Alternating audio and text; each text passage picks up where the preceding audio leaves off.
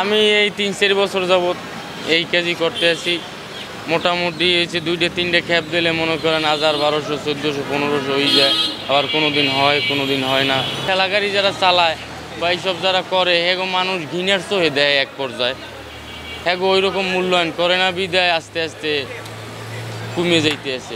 গাড়ি কেউ ১০ খান থাকলে ৫ খান বেশি চালাইছে, দৌড় আজকে কাজ আছে লোক নাই, এই রকমের গাড়ি বেচা কিনে হয়ে গেছে, বহুত গাড়ি কমে গেছে, নয়া বাজার নাই। কষ্ট আমার মনে হয় এর থেকে কষ্ট আর বাংলাদেশে হইতে পারে না, কারণ এটা হইলো এক পর্যায়ে মানে ব্যাপক কষ্ট। এর মতো কষ্ট আর কোনো কাজে আমার জানা মতে নাই। অন্য কিছু এখন মনে করেন এইটা টাকাটা কষ্ট হইলেও নগদ পাওয়া যায়, নগদ পাওয়া গেলে নগদের যেমন খরচ বেশি, যেমন এই কারণে মানুষের ঋণ ফিন হয়ে গেছে বিভিন্ন রকমের। ঋণ ফিন যারা ঋণগ্রস্ত তারাই এইসব কাম মেহনতি কাজ যা মনে করেন এত কষ্ট সবাই করতে পারে না।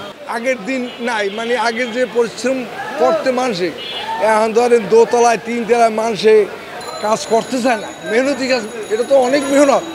যেমন এই যে একটা গাড়িতে ২ টন মাল যায়, ২.৫ টন মাল যায়, বেড়ারাই ২ ঠ্যাঙ্গে রানে বাজাইয়ে গাড়ি টানিয়ে যায় আরামবাগ, ফকিরবল, মৌচক, কাটাবন, বিভিন্ন দিকে যায়। এই কারণে আস্তে আস্তে লোক অনেক কমে গেছে। মূলত কারণ এখন হাওয়ার চাক্কা বাইরেছে, বিভিন্ন গাড়ি বাইরেছে, তারপরে পিক আপ আপনার আগে তো এত গাড়ি ছিল না মাল নেওয়ার জন্য, এখন এগুলো বাইরেতে ঠেলা কমে গেছে। আগের থেকে ইনকাম বেশি কিন্তু খরচও বেশি।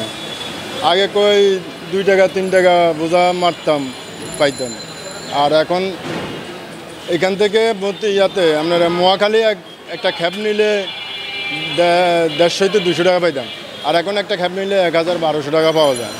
তো ওই মূল্য ঘুরিয়ে একই।